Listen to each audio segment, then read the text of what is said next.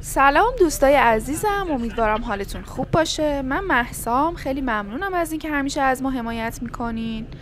من اومدم که امشب یکی از جاهای شلوغ و پر رفت آمد تهران رو بهتون نشون بدم.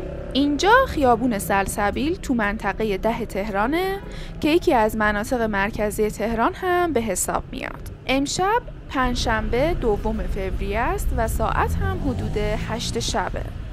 هولوش 1 ساعت تو تهران بارون اومد و من خیلی دوست داشتم که حال هوای این شب زمستونی رو بهتون نشون بدم.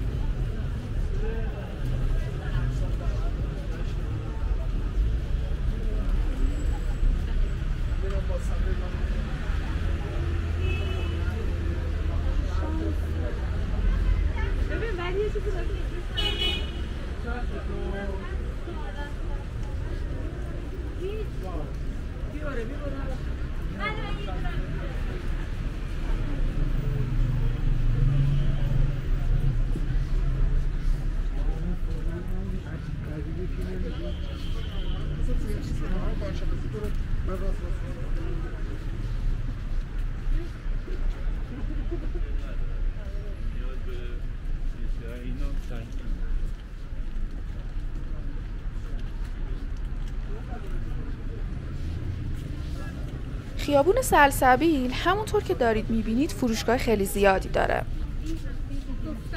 بریم خود خیابون سلسبیل رو هم بهتون نشون بدم که به اون خیابون رودکی هم میگن. اگه دقت کنید میبینید که دو طرف خیابون پر از فروشگاهه.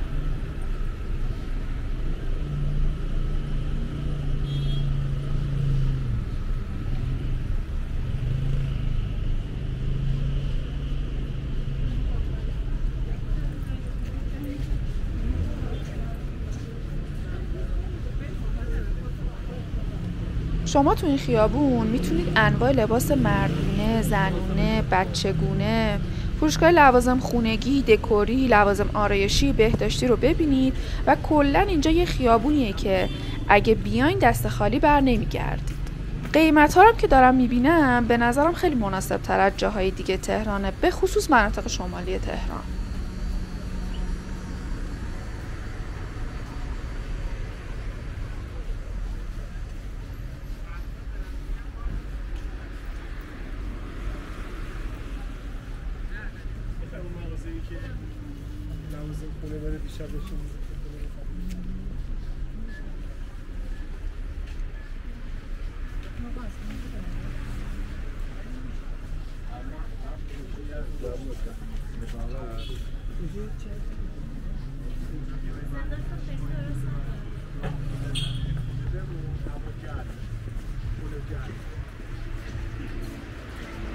من سعی میکنم تو این ویدیو از ویترین فروشگاه بیشتری براتون بگیرم و بهتون نشون بدم.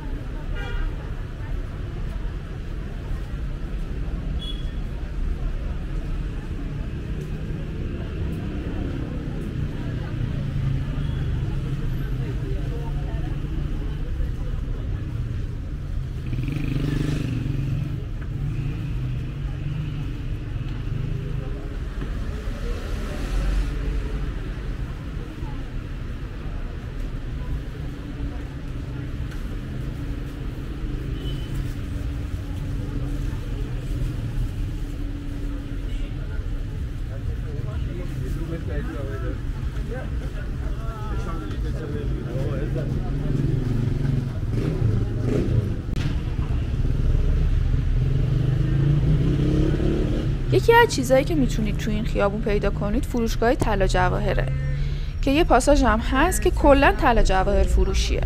یکم هم این طلا و انگشترها رو بهتون نشون بدم. امروز قیمت هر گرم طلا تو ایران حدود 2,100,000 تومنه که حدوداً اگر بخوام حساب کنم میشه حدود گرمی $50. دوستای عزیزم حتما تو قسمت کامنت ها به ما بگید که قیمت طلا تو کشورتون چقدره و اصلا کلا چجوری حساب میشه.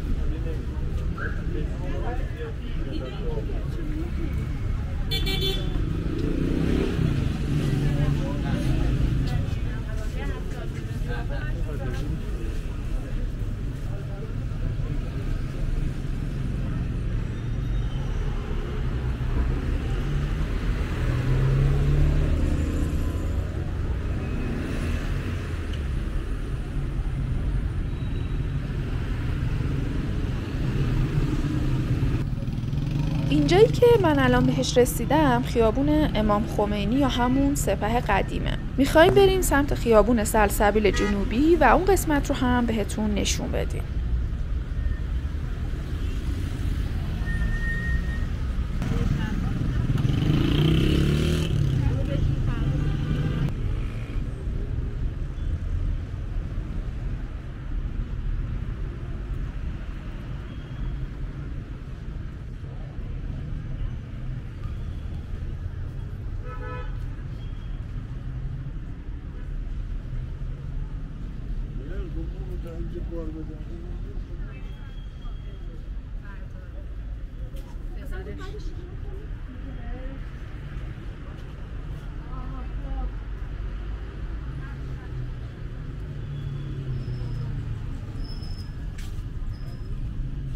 اینجا قسمت جنوبی خیابون سلسبیله و همونطور که دارید میبینید به نسبت خلوت‌تره و تعداد فروشگاهی کمتری هم داره. خیلی از ما درخواست داشتن که این قسمت خیابون سلسبیل رو هم بهشون نشون بدیم.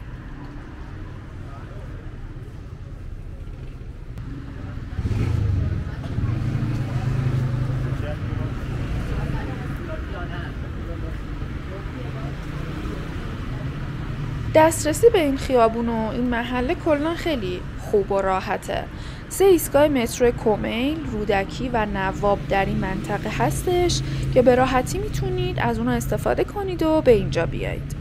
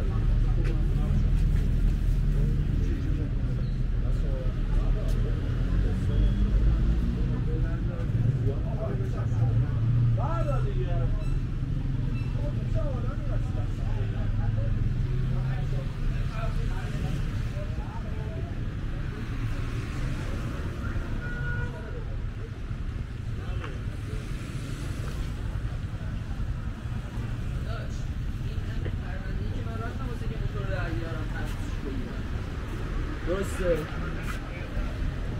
دیگه همونه دیگه.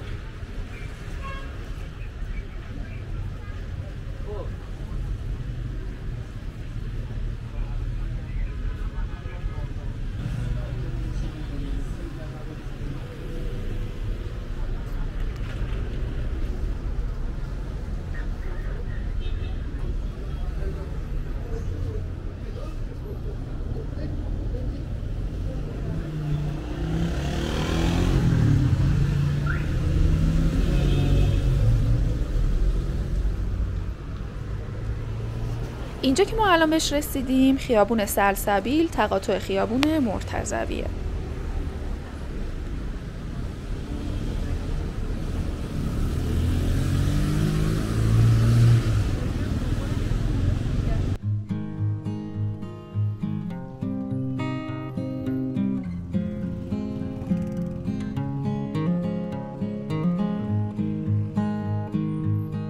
دوستان عزیزم خیلی ممنون از این که تا آخر ویدیو همراه من بودید. اگه دوست دارید ویدیو بیشتری رو به صدای من ببینید و بشنوید حتما تو قسمت کامنت ها به من بگید. مرسی از حمایتتون، شاد و پیروز باشید. تا ویدیو بعدی، خدا نگهدار.